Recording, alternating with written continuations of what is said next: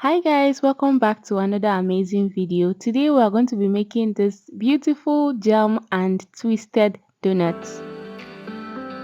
In this video, I'm going to give you a step-by-step procedure on how to make yummy pillow donuts with your hands. We're not going to use any hand mixer or any stand mixer in this video.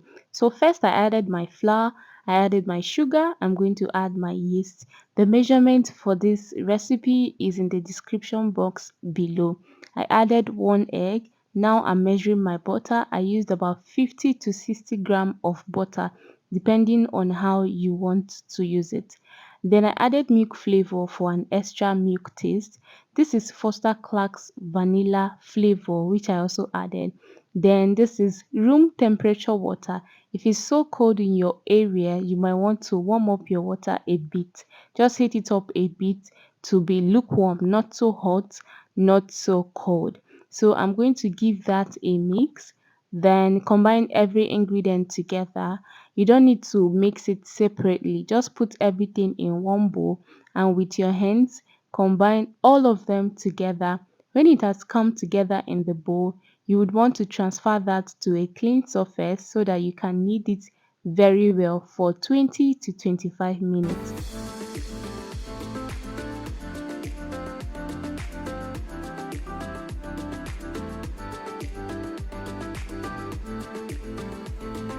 After 20 minutes or 25 minutes of kneading your dough, this is what you should have.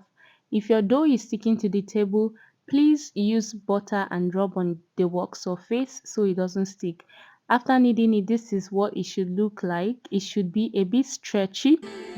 When that is done, we are going to divide our dough into smaller shapes so that we can start molding them. This recipe would give you about 10 to 12 dough or 10 to 12 donuts depending on how many you want it or how small and how big you want your donuts to come out. But you can use 80 gram, you can use 85. In this video, I measured 90 gram for each dough. So after measuring the dough, I'm going to start molding them. Before molding the dough, I would place my parchment paper on my pan where the dough will be placed. Then dust the pan with some flour. Before I go ahead to mold my dough, I'm going to rub some butter on my palm just so the dough doesn't stick to my hand or my palm. So I'm going to pick up one at a time and mold it.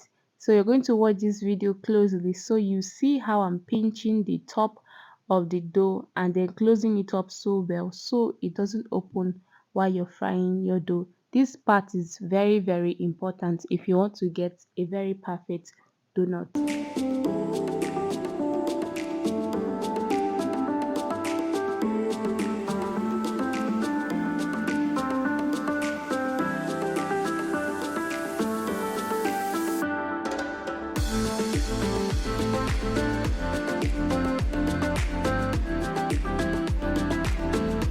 I'm going to repeat same procedure for this next dough. So take your dough, stretch it up a bit and fold in your dough, let everything go under. When you're done with that, turn your dough upside down and pinch the top, the part we are folding before. Pinch it together. Let it pinch very well. Let it close up well. Take off the excess at the tip. Then use the tip of your two fingers and pinch your dough. If it's sticking to your hand, just rub small butter or take some oil and rub on your hand.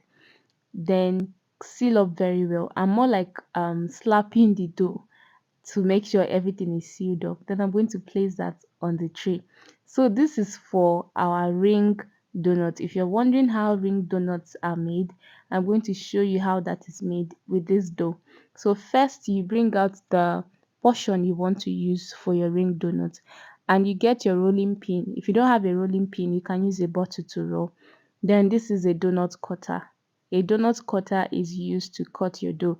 You can as well improvise with anything that is circle in form and has a hole in the middle, but I would advise you get a donut cutter if you want to cut the perfect ring donut.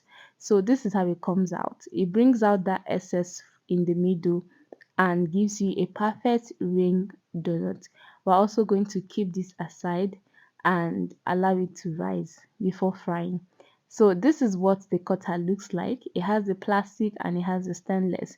I would advise you get the stainless because it cuts better compared to this plastic one I'm using. Okay, so you cut it out, remove the excess dough, and you bring out that of the middle and you stretch it up a bit, and that is it for your ring donut. So the next we're going to do is our twisted donut. You're wondering how I got that twisted donut. This is it. It's more like we're going to plate the donut. Okay, cut out from that excess you removed from your ring donut, cut it into two and then plate it like you're braiding something. So just twist it together this way and then set it aside as well to rise before you fry. That's how you get your twisted donuts. You can just play with it. This second one, I made it in form of a basket or in form of eight.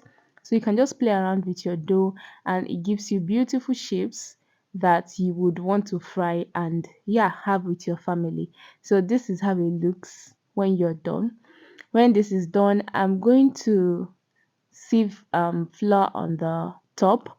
This is to ensure that it doesn't stick to the wrap I'm going to use to cover my pan or my tray before I fry my donuts. So the essence of covering your donuts or your dough to allow it rise, it just helps to heat up and activate the yeast and allow it to rise very well. I left this on the table to rise for about 40 to 45 minutes. Okay, if the room temperature is very high and your yeast is very active, your donut should rise in 30 minutes time or in 40 minutes time. But if the weather is very chilly, you might want to put it into the oven, into an oven that is not on, please, so that it can rise faster. Then I'm going to go in with a clean oil. I'm using King's oil to fry because it fries my pastries so well. Then how to know that your oil is heated up for your donut to fry is by putting a pinch of flour into your oil. When it boils like this, you know that your oil is ready.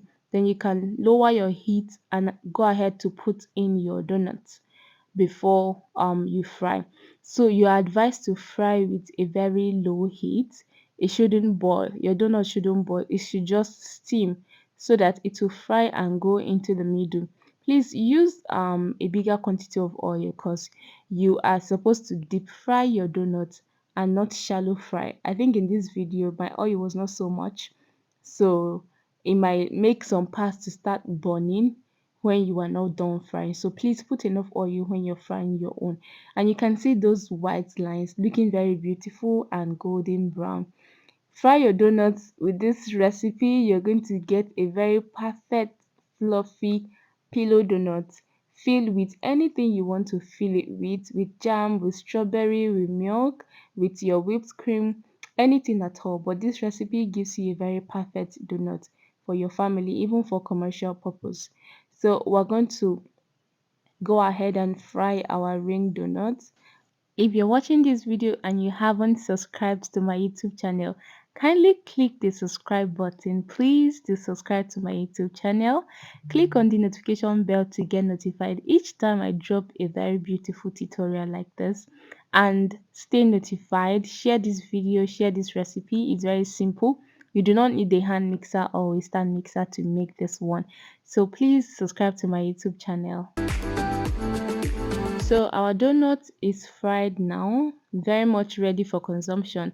But for an added taste, I'm going to just coat it with milk and sugar and fill it with jam as well.